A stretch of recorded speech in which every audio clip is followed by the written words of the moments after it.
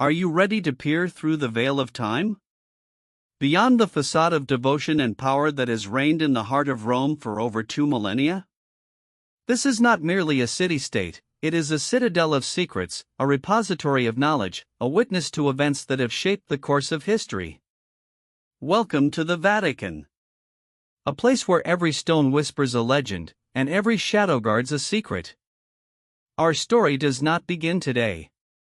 It stretches its roots deep into the centuries, to this very hill, the Vaticanus, where, in the time of Emperor Nero, the death cries of the first Christians echoed, and where, according to tradition, the Apostle Peter met his martyr's death. It was on this blood-soaked earth that Emperor Constantine ordered the first basilica to be built. But what truly lies beneath the altar of the modern St. Peter's Basilica? Archaeologists and historians debated for a long time until mid-20th century excavations revealed a necropolis, a city of the dead, with ancient Roman mausoleums and marble sarcophagi. And among them a modest tomb believed to be the final resting place of the fisherman from Galilee himself. But is this conclusive proof? The Vatican leaves this question open, allowing faith and doubt to coexist side by side. Step further, through the bronze door, into the Sanctum Sanctorum, the secret archive. Imagine 85 kilometers of shelves holding the letters of popes, kings, emperors, manuscripts mentioned only in legends. It is an incredible concentration of historical truth. But only selected scholars are granted access here. What exactly is concealed within these endless corridors? The trial of Galileo?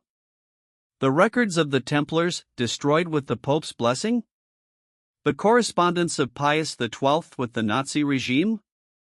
The archive is not just a repository of knowledge, it is a weapon.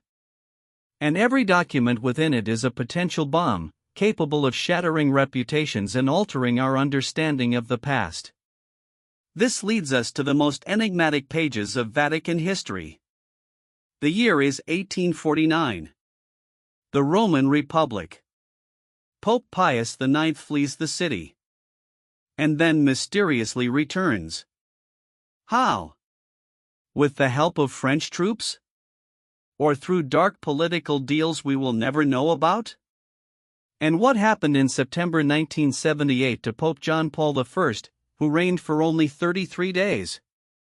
He was found dead in his bed, the official version being a heart attack. But the speed with which the body was embalmed, the lack of an autopsy, conflicting testimonies, all of this spawned rumors of poisoning. Could someone at the very heart of the Church have hastened his departure into eternity? Because of his intention to enact reforms that threatened powerful financial interests? These questions remain unanswered, evoking images of dark intrigues behind golden facades. Conspiracy theorists love to talk about the Vatican conspiracy, an all-powerful organization pulling the world's strings from the shadows. This is, of course, a myth. But can we ignore the fact that the Vatican is not only a spiritual center but also a powerful political and financial empire with its own banking system? The IOR Bank has repeatedly been at the center of major scandals involving money laundering. Where did billions disappear? Who was behind these operations?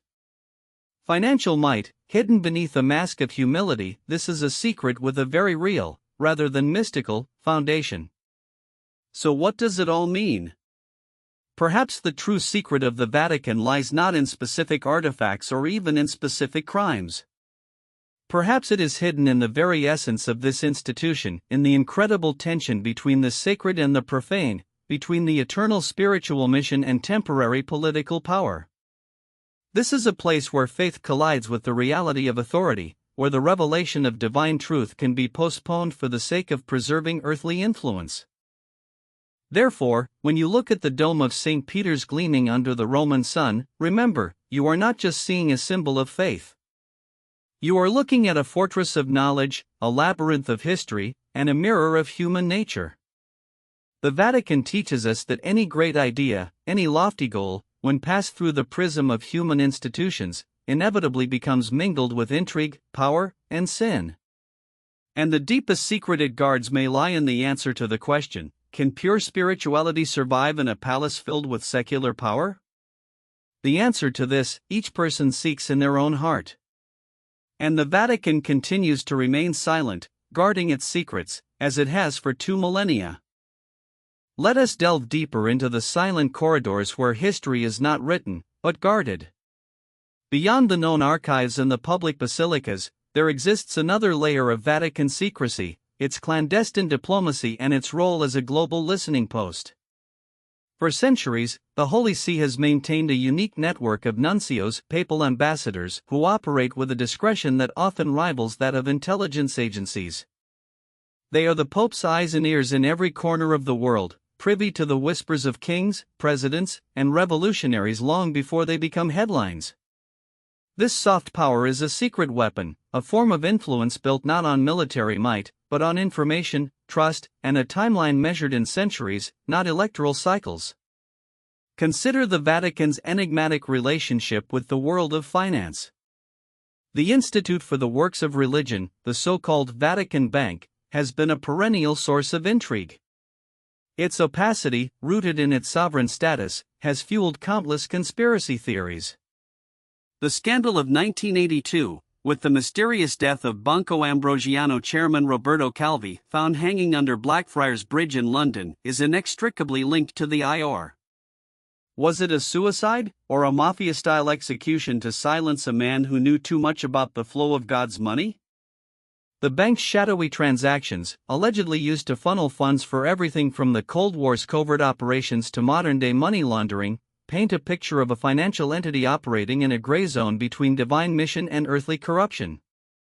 This duality is the very heart of the Vatican's enduring mystery, an institution preaching poverty, yet sitting on untold wealth and engaging in the most complex of worldly affairs. Even the sacred art and architecture are not immune to speculation. Look up at Michelangelo's Sistine Chapel ceiling. While millions see a depiction of divine creation, some scholars and conspiracy theorists see hidden messages.